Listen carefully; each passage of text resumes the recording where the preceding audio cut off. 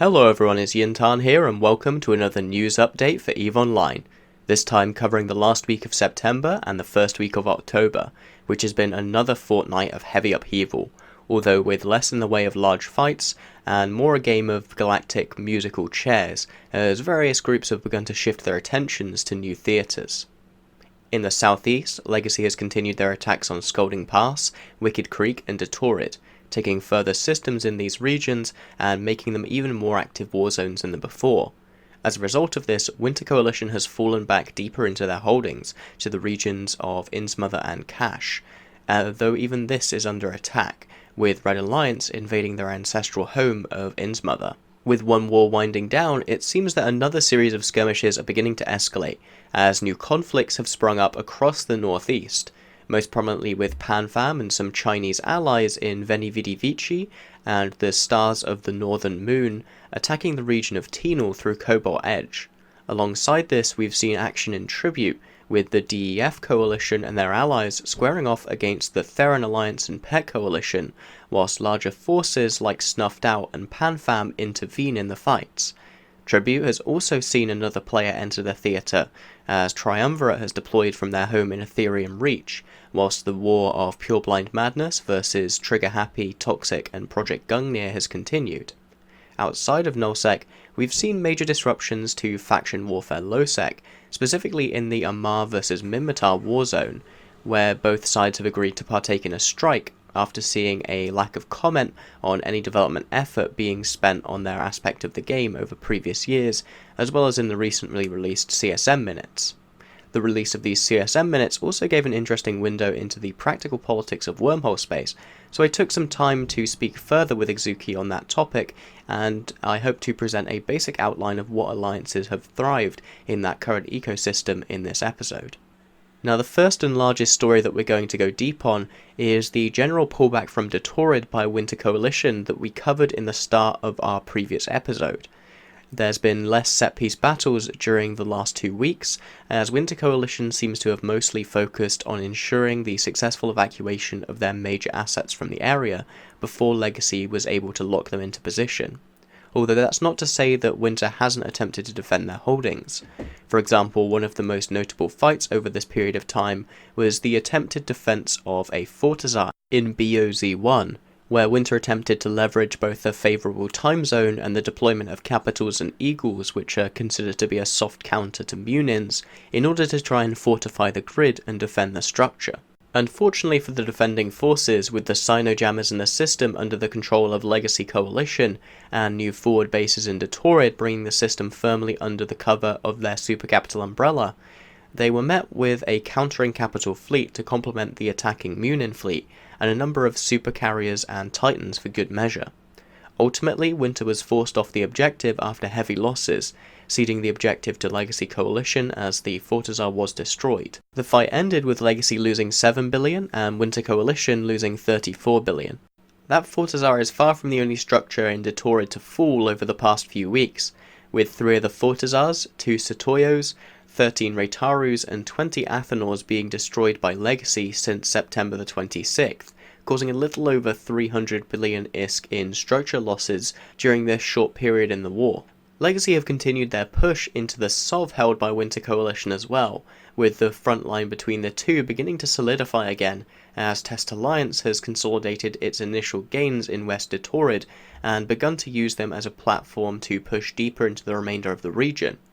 FI.R have also made progress pushing back into Winter's territory from their home region of Tenerifis via the 4060p pass, taking control of the border system of 77S8 and even successfully capturing the iHub of Winter's previous staging system of 03 TAC4MN. As indicated in Norris's latest address, Winter had hoped to use this system as a potential forward staging point for their supercapitals, as it allows them to project over a large amount of the western and northern sections of Detorid. However, with the iHub under hostile control, this is now much more difficult, as Legacy will, through FI.RE, be able to Sino-jam this system if said supercapitals are caught out somewhere else, preventing a jump back to the safety of their keepstar. Now, one major victory for Winter in the SOV war as it's played out so far has been in their ability to retain control over the QRFJ iHub, which is the nominal current staging system for their forces in Detorid,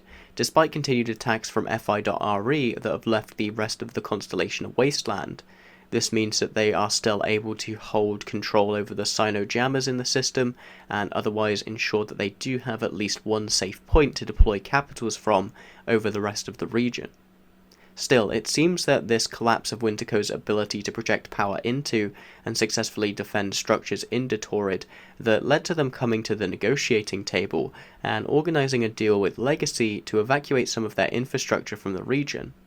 And this took the form of an agreement to sell 5 Keepstars in place to Legacy for 100 billion ISK each, well below market rates. And in return, Winter Coalition would be able to anchor 5 of their own Keepstars safely. Pandemic Horde served as the third party in this transaction, despite having a history of supporting Winter in the ongoing war. Now, initial reporting seemed to indicate that this deal came with a temporary halting of hostilities, but given that Legacy and FI.RE have continued to attack Wintersov and structures since the deal was struck, this seems unlikely to be the case. Most likely, whatever cessation of hostilities was agreed to only covers the structures themselves. I reached out to Elo Knight with regards to this topic, as it's believed that he negotiated the deal rather than Norris, but he declined to comment. Even before this deal was struck, many groups had begun to evacuate their holdings from the front lines of the war,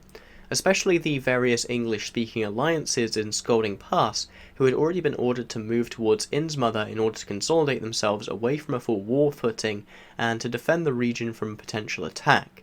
These evacuations didn't always go smoothly, with many alliances not having the experience of losing a war before, and therefore not knowing how to safely facilitate line members moving their assets away from it. The biggest example of this was a theft that took place during the Lord of Worlds evacuation, where a Legacy spy who had been part of the Alliance in order to provide intel on Winter Coalition noticed that the evacuation courier contracts were being set at 0 collateral,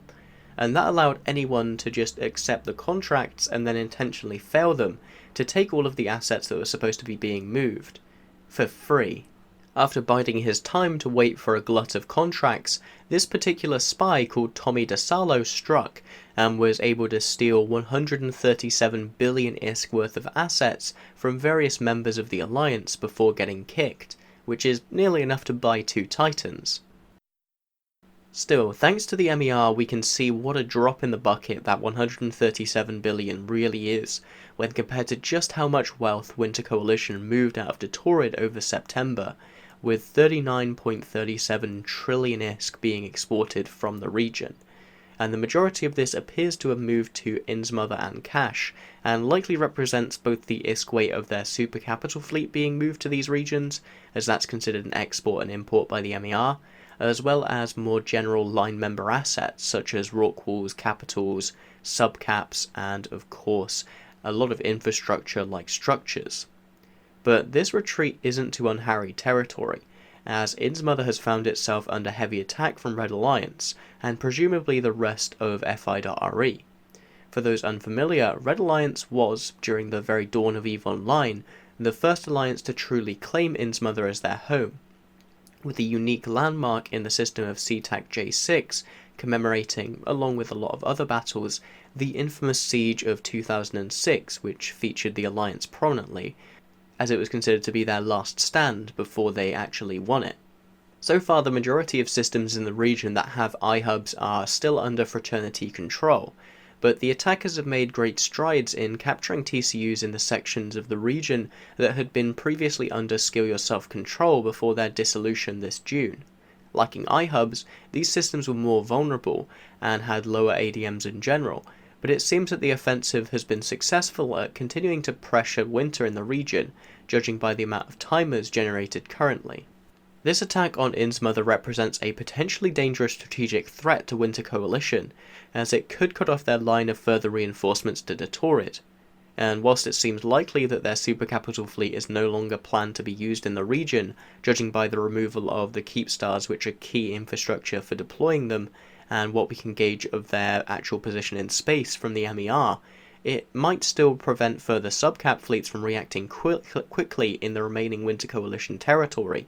by disabling antiplexes and giving Legacy a prime position to disrupt any gate-to-gate movement with interdictors. Finally, Winter was dealt a further political blow, as one of the alliances which partially hold the region of Cash, Vindictive, have decided to leave the coalition, an announcement which was made public on Reddit. Whilst standings will be retained until the 1st of November between them and the rest of Winter, following that they will reset one another to a neutral status, meaning both will shoot each other on sight.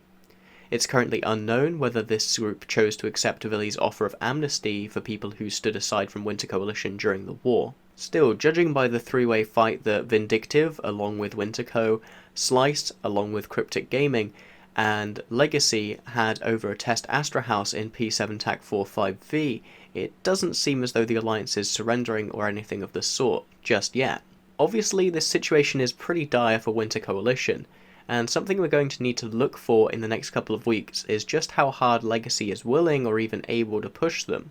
Are we going to see Legacy try and move up and clear out Cash and truly try and push Winter Coalition out of the southeast, and are they even capable of doing that? Or are they just going to be content with taking Detorid and Insmother as previously indicated? And if Winter Coalition does get pushed out of that space, who does Legacy put in their place? What does Winter Coalition go on to do? There's a lot of interesting variables there, and all of it is currently up in the air. But either way, we have an exciting winter ahead of us, with either a power vacuum or a continuing war likely to plague the southeast for the foreseeable future. Moving up to the northeast and to the region of the Vale of the Silent, we have another war, and one which I touched upon as well in my last episode, and had a flood of people rush to talk to me about it, which was awesome. I always appreciate getting first-hand accounts and having people to ask questions of, especially when it comes to smaller conflicts like this, where the large narratives that drive it aren't particularly well known in the public eye. In this instance, the current stage of fighting appears to have taken place after the DEF coalition, which consists of Forsaken Empire, Reverberation Project, also known as Echo, and Divinity, had taken self-control over a large section of the region following PanFam's retreat after the glassing of the North by the Imperium. After skirmishing for some time with the Pet coalition of Rote Capel, Unspoken Alliance, Just a Game and No Vigil, along with a couple of other subsidiary alliances who were staged out of tribute, a further alliance called the Theron Alliance attempted to move into the region, deploying 6 structures of their own into the Gek pocket. Whilst 5 of these died, 1 was able to anchor, and since then the general sides of DEF versus PET plus Theron and UFC have scrapped over various objectives, from the day-to-day grinding of Sov warfare up to bigger strategic objectives. So far, the largest fight to come of this war was in the system of MY TAC, over an anchoring Theron Fortizar in the system. This brought along not only the 2 main parties previously talked about, but also 2 third parties who were prominent in the theatre, Snuffed Out and Pandemic Legion. The end result of this fight was the successful anchoring of the Fortizar in the system, although at a significant cost, as the PET and Theron forces lost 26 billion to the DEF coalition, who lost 22 billion. The people who came out most conspicuously ahead, though, were those 2 third parties, who were able to rack up kills in the fighting without being focused down by either of the main sides, as well as being free to disengage when attention briefly turned to them, as the strategic objective meant little to them. Snuffed Out seemed to be disliked by both DEF, PET and Theron and PanFam, with Unspoken Alliance joining their enemies in the region of DEF for a dread bomb against a Snuff Nightmare fleet. And Pandemic Legion and DEF worked together to kill Snuffed Astra House in TVN, which led to a second fight a gate away where Snuff dropped a fax to try and re-engage, only to be met with further capital escalation from the defending forces and pushed out of the system once again. Their main ally in the region seems to be You're Dunked, a small alliance which moved in at the same time as DEF following the PanFam retreat from the region, which appears to be assisting in their fleet operations. I haven't had the chance to talk to You're Dunked and get their side of the story yet, but if you're interested in sharing that, please feel free to reach out to me. PanFam's allegiance here is slightly less neutral, and whilst both sides have accused the other of batphoning them, they seem to assist the PET and Theron side more often than the DEF. Whether or not this is a matter of them simply being the best allies of convenience to destabilize a neutral entity on their border and stop them from presenting a threat, or an active attempt to install a buffer alliance in the region is unclear, but I would suspect that the former is closer to the truth. The only major consistency in their behaviour seems to be a desire to keep Snuffed Out from being able to set up in the region, which makes sense given their close ties with the Initiative, who are a member of the Imperium and therefore represent a clear enemy to PanFam. As of now, this war's conclusion is far from clear, as whilst Theron has no Sov in the area, they retain the ability to project their power across the region from their citadels. I'll do my best to keep you up to date with any interesting fights that pop up in this corner of the game, as they tend to be smaller and a lot less talked about on places like Reddit, but are nonetheless very interesting and important to the overall political metagame. Moving away from nullsec and to the realm of low-sec faction warfare, we have an interesting piece of emergent gameplay taking place. After a relatively long period of what's perceived to be inaction by CCP on fixing the problem areas of FW gameplay, members of both sides of the Amara Minmatar warzone have agreed to partake in a strike, both to draw CCP and the wider game's attention, but also in an attempt to improve the general state of the feature artificially. This strike takes the form of both sides agreeing to cede control of their main mission-running hubs to the other side. Due to faction warfare's lockout mechanic, this means that neither side will be able to dock in the stations required to start or complete faction warfare missions, effectively removing the feature from the game. The hope is not only that this will attract attention, as mentioned earlier, but also that it will reduce the ability of players to make money in faction warfare purely through PvE, whilst ignoring the PvP part, and therefore hopefully increasing the amount of people who take part in the PvP side of faction warfare, whilst also lowering the supply of faction warfare LP into the economy, increasing its value and making PvP itself more profitable. Now, some groups have declined to take part in this strike, with both hardcore role-playing groups opposing it for obvious in-character reasons, and pirate groups like Top Tier disrupting the strike on ults in order to provoke fights from those who are trying to enforce it. However, as per the public announcement that was posted on Reddit, it appears that most of the major alliances in the Warzone have agreed to the pact. There have been rumblings about a similar thing being attempted in the Galante Caldari Warzone. However, that area is significantly more populated by both faction warfare players and pirates, and as such a strike would be even more difficult to maintain due to having to get even more groups to agree to abide by the conditions required. The Amar Minmatar faction warfare zone has the advantage of the Minmatar faction being far weaker in their current state, and an overall smaller number of Amarian groups existing to coordinate within. The strike is currently planned to continue from the 1st of October until the start of 2020, and I will be keeping an eye on this to see if any notable strike breaking pops up, and also to see how this affects the local economy of faction warfare. Who knows, maybe this is just the rain dancing that Weather God Hilmar is looking for. Moving over to our side stories, but staying away from nullsec, we have the topic of wormhole politics. Now, trying to figure out the lay of the land when it comes to wormholes is inherently super difficult, as there's no Sov map, or even Sov to begin with, in that area of space that would show who controls what. Instead, ownership of space is primarily determined by just, well, whoever lives there and is using it at that time. And generally, having structures in the whole and not having any structures that don't belong to you is as close as you can get to owning the system, but that's not something that you can check remotely.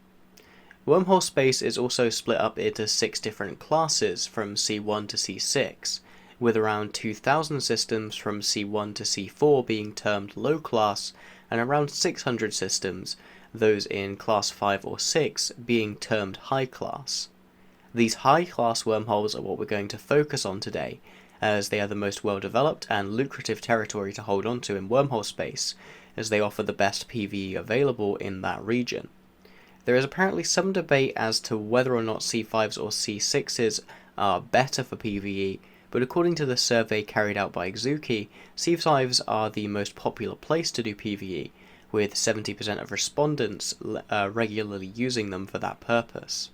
Typically, high-class wormhole sites are run solo using a group of alts, either in dreadnoughts or with a group of remote repairing battleships such as Nestors, Rattlesnakes, or the Shacks.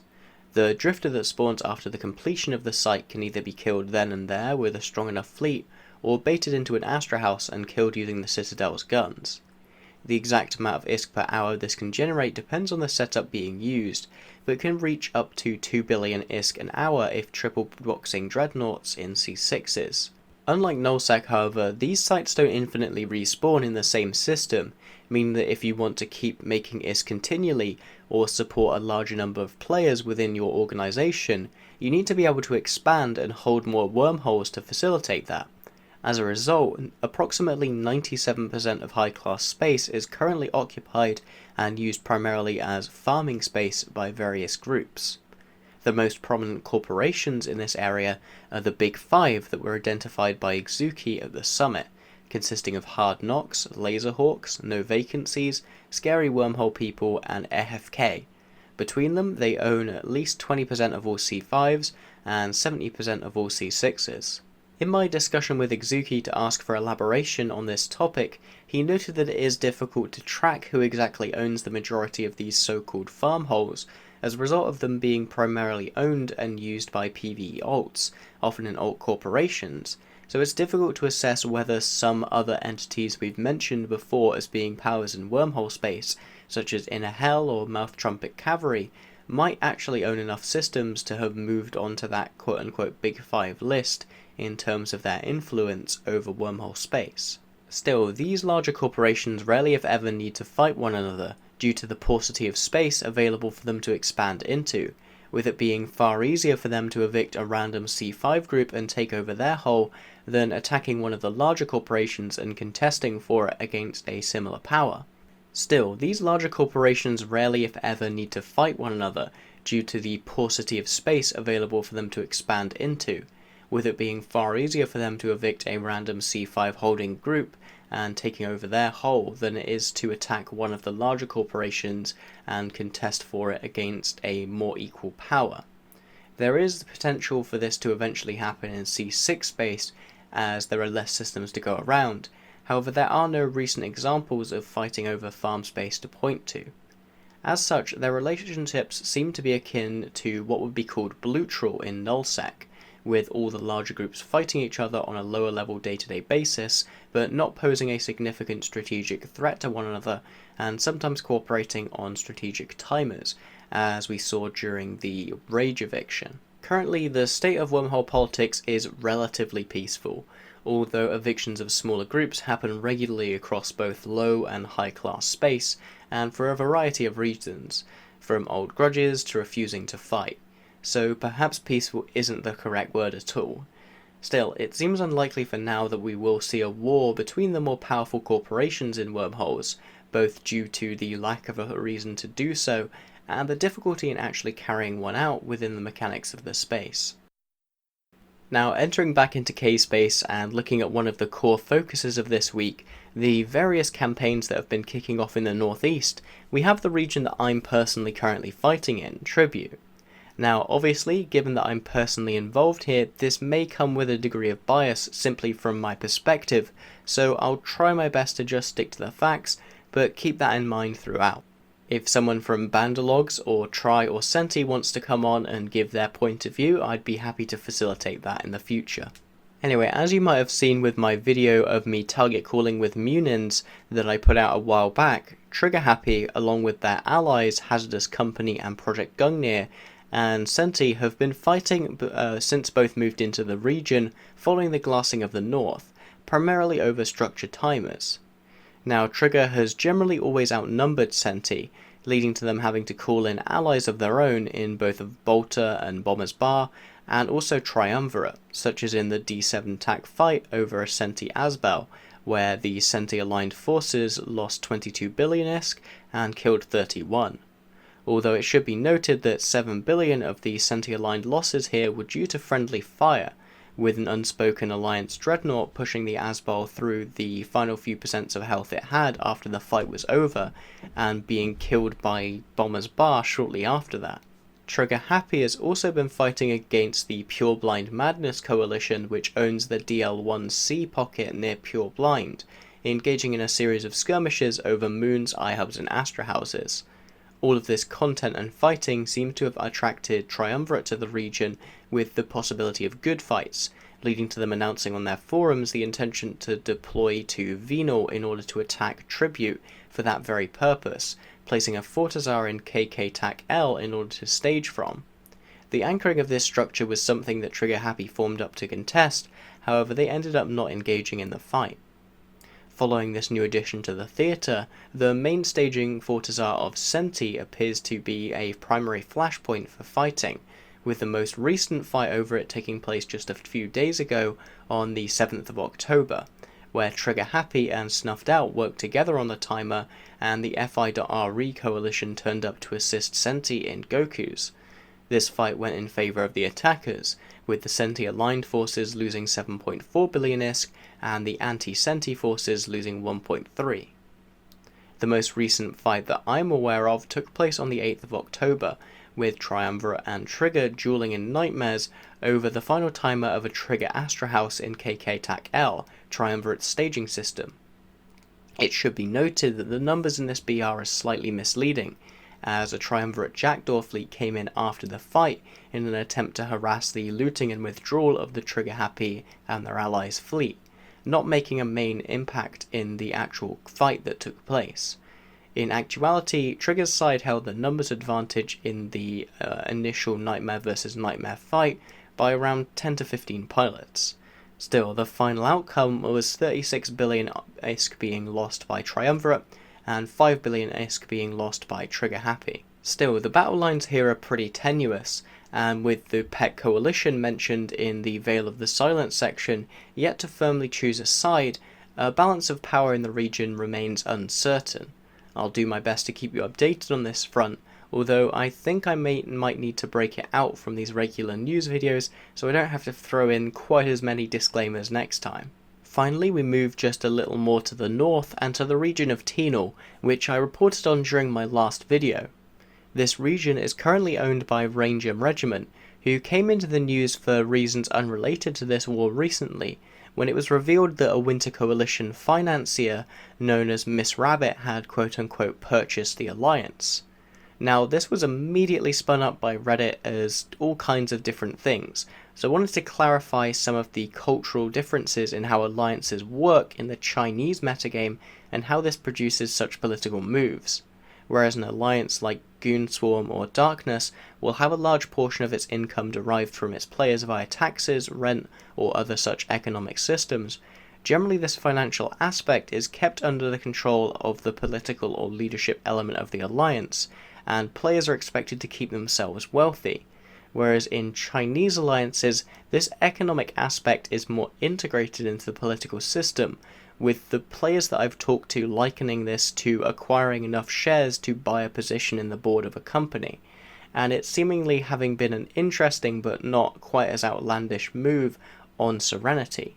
And from talking to people who have experience with the Chinese mobile gaming scene, seeing a player dump $5,000+ into a game legitimately is not unheard of. Now, the wrinkle here comes in the fact that Miss Rabbit also recently began running a talk show similar to the Meta Show for the Chinese audience, interviewing both Chairman Mantao, the leader of AOM, and Norris, the leader of Winter Coalition, amongst others,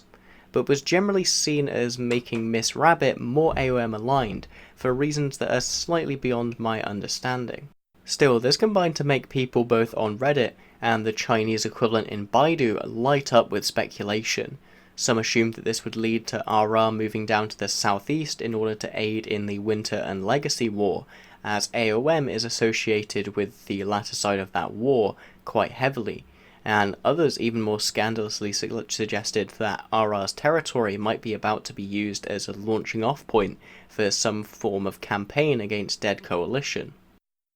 However, currently little seems to have changed in terms of Ranger Regiment policy. They remain a part of Dead Coalition, their previous leader is still in charge of military operations, and they've publicly reaffirmed that they will be staying out of the fighting in the southeast. More importantly than that, they've also continued their defense of Tino against PanFam and some other associated Chinese groups, primarily Veni Vidi Vici, VVV, and the Stars of the Northern Moon, MSN. There has been considerably more defense in the region now that the initial border territory, which was defended by Combat Wombat, has been taken over,